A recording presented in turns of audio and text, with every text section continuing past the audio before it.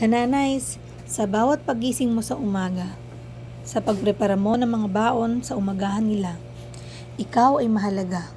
Sa bawat pagkuskus mo sa mga madudumi nilang damit, paghuhugas mo ng pinagkainan ng iyong pamilya, sa paghanda mo ng mga isusot nila, sa pagtsatsaga mong linisan kahit kasulok-sulukan ng inyong bahay, sa bawat paglampaso mo at pagwawalis ng inyong sahig, sa bawat pagtitiklop mo ng iyong mga nilabhang damit, sa bawat pag-aasikaso mo sa inyong kakainin sa umaga, tanghali at hapon, at sa bawat pagbabudget mo ng inyong mga bayarin buwan-buwan, sa bawat pagpapalipas mo minsan ng tulog, pagkain, at kahit may sakit ka ay patuloy ka pa rin sa iyong normal na gawain, sa bawat oras na pinipilit mong nakawin para kahit papano makapaghanap buhay ka, kasabay na rin ang pag-aalaga sa iyong pamilya.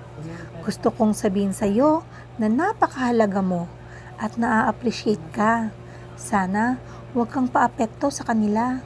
Sa bawat puna na minsan ay kapwa rin natin ina. Sa bawat pagmamaliit sa iyo ng iba na may kasamang insulto dahil losyang ka na.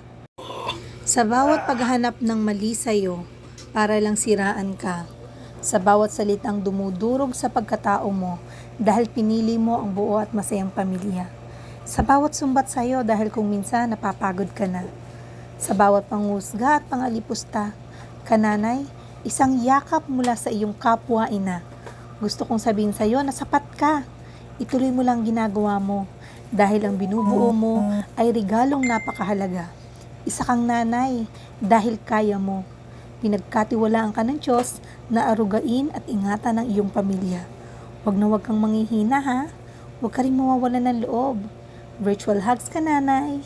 Happy life, happy ka nanays. Bye!